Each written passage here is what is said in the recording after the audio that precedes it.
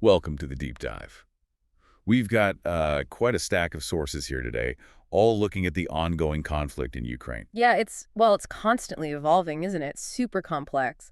And the impact goes way beyond the actual fighting. Absolutely. So our goal today is basically to sift through all this material together, pull out the key takeaways. Exactly. The really important bits of insight to help you get up to speed quickly on how this war is, well, fundamentally changing things. We're talking battlefield transformations, global economics, the the human cost. Which was immense. And also how different people, different experts actually view the root causes of it all. It's not straightforward. Right. And the sources are varied: threat analyses, strategic studies pieces, military updates, economic reports, humanitarian docs. And that one piece that really challenges the common narrative about how it all started. Yeah, we'll definitely get to that. So what should you expect to hear?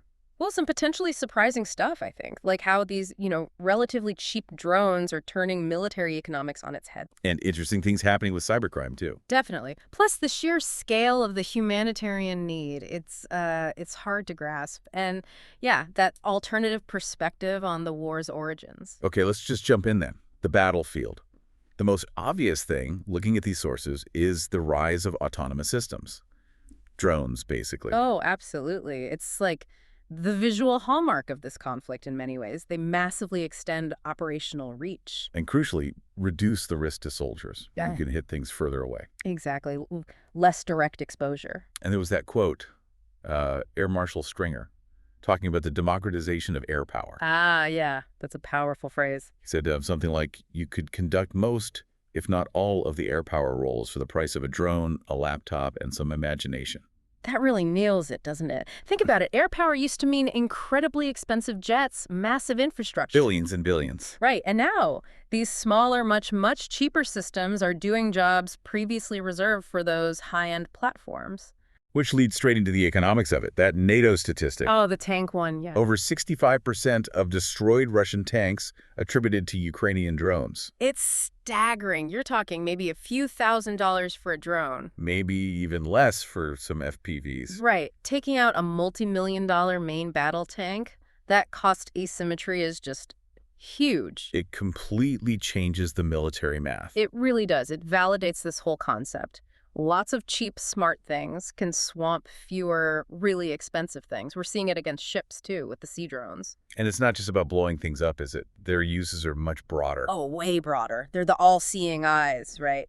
Getting intel without sending scouts into danger. Targeting, checking the damage after a strike. Electronic warfare support, acting as comms relays. We're even seeing unmanned ground vehicles for logistics, like getting ammo to the front line under fire. But they're not magic wands. The sources highlight vulnerabilities, like the operators themselves becoming targets. Big time. Those control signals. They can often be traced.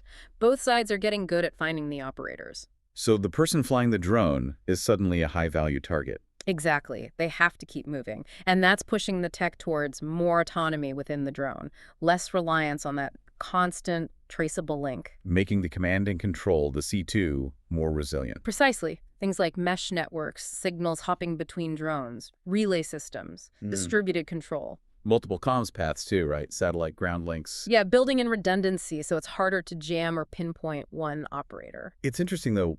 The sources say these drones are still working pretty effectively, even in what's described as a really tough electronic warfare environment.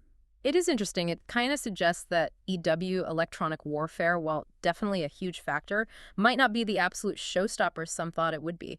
Low-cost systems can still function, even if degraded. Okay, let's broaden out to EW then. The picture painted is this really contested electromagnetic space. Yeah, neither side really dominates it. And that lack of dominance, that constant jamming and counter-jamming, has actually shaped the war itself. How so? Well, it's made those big, fast, sweeping, armored maneuvers much harder. Harder to coordinate, harder to protect ground troops if your comms or sensors are constantly being messed with. Sort of different from, say, the Gulf War doctrine, where air and electromagnetic superiority was assumed. Exactly. Very different environment. We've seen lots of EW applications. GPS jamming is a big one, forcing reliance on other navigation. Disrupting communications, command and control. Signals intelligence, obviously, listening in, and specifically jamming the control links for UAVs. And the Russians have shown agility. like changing frequencies quickly. Yeah, it's a constant cat and mouse game, which points to where EW is going next. More agile software-defined systems. Yep, systems that can adapt on the fly. And integrating military, government, even commercial capabilities. Public-private partnerships for managing the radio spectrum become crucial. And AI. Oh, definitely. AI and machine learning for what they call cognitive EW. Systems that can sense the environment and figure out the best jamming or counter-jamming strategy automatically. This really ties into Ukraine's whole approach, doesn't it? Using tech innovation to punch above its weight. Absolutely. A smaller military, less funding initially, but leveraging IP infrastructure, AI, intelligence gathering, those public-private links. And that massive U.S. military aid, over $55 billion mentioned, is specifically aimed at helping that shift from old Soviet gear to more NATO-compatible stuff. And they're actively trying to cut red tape to get tech deployed faster, things like City. Right, that platform to bring in foreign companies, like a German drone maker now producing in Ukraine. Exactly, and trying to improve intellectual property protection to encourage more of that partnership. Starlink is another huge example of leveraging commercial tech. Totally vital, especially early on. SpaceX opened it up, and it became the backbone for a lot of comms. Funded by partners? USAID? DoD. Yeah, though SpaceX later put some limits on its use for offensive drone operations, which caused some friction. And the intelligence gathering itself has changed radically. Civilians getting involved. Massively. Both vertically, civilians feeding info upwards, sometimes just through social media. Remember all those early TikToks? Hashtag Russia views, yeah. And specific apps, too, like DIA Portal for reporting things, EPPO for air raid alerts. And horizontally sharing info within the military, software like Delta for digital maps, real-time situational awareness. MilChat for secure messaging, Nettle for artillery calculations, Combat Vision for tracking troops. Right. Creating this networked battlefield picture with command centers close to the action. And AI is acting as a kind of connector in all this. Yeah, a bridge. Linking satellite imagery with civilian reports, government with military data, public with private sector tech. Like that example of Primer AI analyzing Russian radio chatter, using natural language processing. Exactly. Pulling out useful intel fast, helping Ukraine be more agile. AI is also key in cyber defense detecting attacks. Platforms like IronNet help share threat info. And on the offensive side, AI for target recognition on drones, maybe, to counter jamming. It's being explored. Companies like Twist Robotics are mentioned. But it's important. Ukraine says its policy is not to let AI pull the trigger. Human in the loop. Okay, back to the drones themselves. The production numbers are wild. Ukraine aiming for 1 million units a year capacity. Yeah, aiming for it. Current output reported around 100,000 a month. It's this focus on sheer quantity, especially for the FPVs, the first-person view ones. Compared to Russia's goal, which the sources put much lower, like 18,000 a year by 2026. That quantity over quality approach really shines with the single-use kamikaze drones. Often built from cheap commercial parts, right? Exactly. Hobbyist drone frames, basic cameras, maybe $1,000 for the drone, $500 for the FPV gear. Peanuts compared to the million-dollar tanks or systems they're hitting. And they're often just rigged up with explosives near the front line. Basic, but effective. Though you also have military-grade ones like the Switchblade, longer range, better for armor. And then the multi-use drones, the bigger ones. Right, carrying larger payloads. Like the R-18 octocopter from Aerosvitka, they claim a huge cost-loss ratio, like $1 spent causing $670 in Russian losses. It can carry a couple of bombs. The Punisher drone, too. Reusable. Yeah, used for recon and hitting various targets. These are often the ones going after vehicles, bunkers, ammo dumps, key anti-armor tools, especially with thermal cameras for night ops. We should probably also mention the dedicated intel drones. Yeah. Those supply chains, especially from China, could be an issue there. Definitely a vulnerability. And this whole conflict highlights other challenges too, you know. Logistics are incredibly tough with these hybrid threats. And air defense. NATO countries realized they were maybe underprepared for this kind of threat. Yeah, after the Cold War, focus shifted to counterinsurgency. Dealing with everything from cheap drones swarming you to hypersonic missiles is a whole different ballgame. Okay, so that's the battlefield tech picture. But the war's impact spreads much, much wider. Let's talk about the U.S. economy. Yeah, the ripple effects were significant. It definitely poured fuel on existing inflation fires. And messed up supply chains, grains, metals. Big time. Which, in turn, really shaped U.S. policy responses. Macroeconomically, we saw that inflation spike. Sources mentioned 7–8% annually in early 23. PCE index over 6%.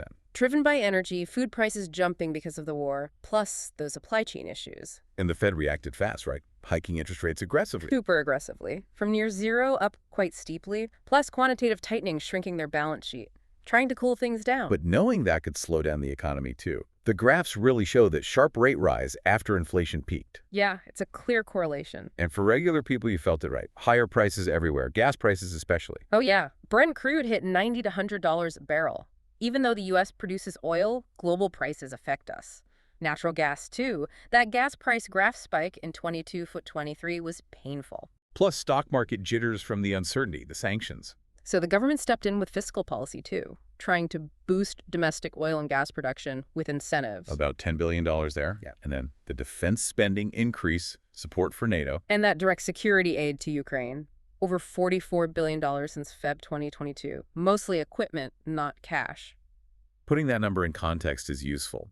The sources compared the aid bills $54 billion in FY22, $60 billion in FY23, $61 billion requested for FY24. Comparing that to, say, the whole NASA budget or even the TARP bank bailout, it shows you the scale of the commitment. It's huge. Other measures too, money for supply chain resilience, inflation relief checks, stimulus for infrastructure. Right. So you had this sort of two-pronged approach. The Fed using monetary policy to fight inflation, and the government using fiscal policy to try and stabilize things, support growth, and manage the fallout. A tricky balancing act. And globally, similar story, right? Growth forecasts down, inflation up everywhere, potential long-term damage. Yeah, serious economic headwinds globally. But shifting gears again, beyond the economics, the human cost. That Ukraine humanitarian response plan for 2025 paints a grim picture. Devastating. After nearly 3 years of full-scale war on top of the earlier conflict, relentless attacks, especially in the east and south. The numbers are just overwhelming. 3.6 million people internally displaced, most for over a year with no clear path home. 12.7 million facing severe hardship. No basic services, infrastructure destroyed. And maybe 1 million more in occupied areas where aid groups can barely reach. Conditions there are likely horrific, based on anecdotal reports. The world calls it a protection crisis. Civilian deaths and injuries are incredibly high. Nearly 39,000 verified by late 2024. Over 12,000 deaths confirmed. Over 2,400 child casualties. And chillingly, many of these are happening far from the front lines. And the real numbers are probably much higher. Almost certainly. Plus the danger from landmines, unexploded bombs, preventing people returning home, vulnerable people isolated, and tragically reports of increasing sexual violence related to the conflict. The mental health toll is massive, too. 63% of households reporting distress. 1.5 million kids at risk of PTSD. Especially near the front lines. Constant stress, trauma, uncertainty. And the physical destruction. Power grids, water, transport makes life incredibly hard, especially in winter. Minus 20 Celsius temperatures. Thousands of schools damaged, thousands of healthcare facilities hit. It's catastrophic. So the humanitarian plan aims to help 6 million of the most vulnerable next year. Needs about $2.6 billion. The goals are basic but vital. Life-saving aid, access to essential services, focusing on safety and dignity in the worst-hit areas. And they're trying to be accountable, prevent exploitation, using cash assistance where possible. Right, and working with the Ukrainian government's own efforts, coordination has improved, using specific clusters for needs, a special cell for hard-to-reach places. And local Ukrainian aid groups are crucial, right? Doing a lot of the on-the-ground work. Absolutely vital. 71% of the partners for 2025 are local orgs. It's just an immense ongoing tragedy. Thinking about that human cost, it makes you want to understand why. Why did this happen? And that brings us to that source with a different perspective. Yeah, the one from CSIS. It really pushes back against the narrative you hear most often in the West. Which, as they describe it, is basically Putin's an imperialist. He wants to conquer Ukraine, maybe more. End of story. Right. And this source argues, well, where's the actual proof for that specific motivation? They interpret Putin's statements differently. Like pointing out he acknowledged Ukrainian statehood, but framed his big concern as Russia's security interests being threatened. And their alternative explanation puts the primary responsibility on the U.S. push for Ukraine to join NATO. Which Russia always saw as an existential threat. Putin said it repeatedly. This source argues the U.S. just ignored those warnings, especially the 2008 Bucharest summit decision about future membership.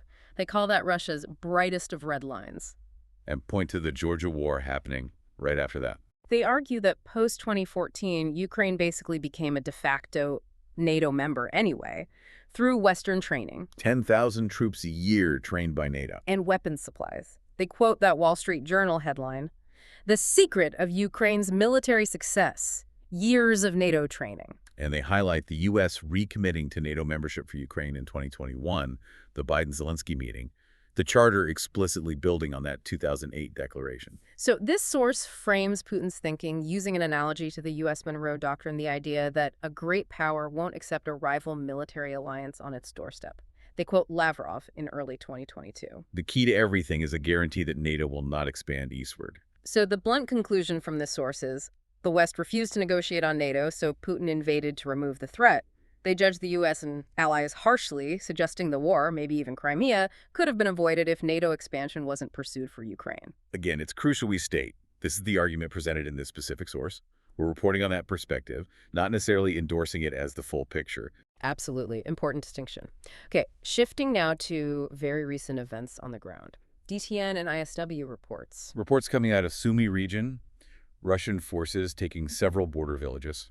Yeah, local officials reporting that. It looked like part of that plan Putin mentioned, creating a buffer zone, similar to the recent offensive in Kharkiv region. Reports say they're pushing deeper into Sumy now.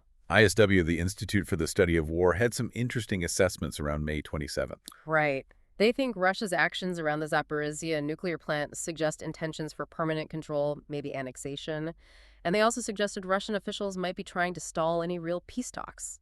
ISW also looked at Putin's domestic moves, using public events to kind of build a militarized society, united against the West, preparing for long war. Yeah, lots of rhetoric about traditional values, World War II analogies, and promoting military veterans into political roles. ISW thinks that might be about creating a new loyal elite, maybe heading off independent veteran groups, possibly looking ahead to the 2026 Duma elections. Interesting political maneuvering alongside the fighting. Speaking of which, ISW's battlefield update for late May. Ukrainian advance near Chasiv Yar, but Russian gains near Vovchansk, Kupiansk, Pokrovsk. Limited action in Sumy reported for that specific period. Yeah, geolocated footage confirms some Russian progress near Kupiansk, though some border incursions there were seen as likely just temporary recon groups. And a Ukrainian brigade near Lyman reported Russia intensifying attacks there, maybe shifting focus, using small groups heavily supported by drones and artillery. And activity noted on other fronts, too. Kurakov, Velika Novosilka, Zaporizhzhia. So continued heavy fighting, tactical shifts, political moves, the whole complex picture. Wow, okay, that is a lot we've unpacked from these sources. We went from those cheap but deadly drones changing tactics. The whole electronic warfare battleground, the cyber shifts happening sort of behind the scenes. Right, then the huge economic shockwaves felt way over here in the U.S., influencing inflation, policy. And connecting that to the absolutely devastating human impact detailed in those humanitarian reports. The scale of suffering. And finally, grappling with those really different ways of understanding why this all started. How the same events can be framed so differently depending on the perspective. Yeah, pulling these threads together from all these different places, military analysis, economic data, humanitarian appeals, geopolitical arguments, it really does give you a richer, maybe more complicated, but definitely a more complete sense of what's going on. It absolutely does. Yeah. And maybe the thought to leave you with, something to keep thinking about, is this. Given the incredible speed of technological change we're seeing in this conflict, commercial tech becoming weaponized almost overnight, AI potentially getting integrated deeper into warfare, what does that actually mean for the future? Yeah, what does this rapid adaptation signal about how future conflicts might be fought? Not just in Ukraine, but anywhere. It's a pretty profound question.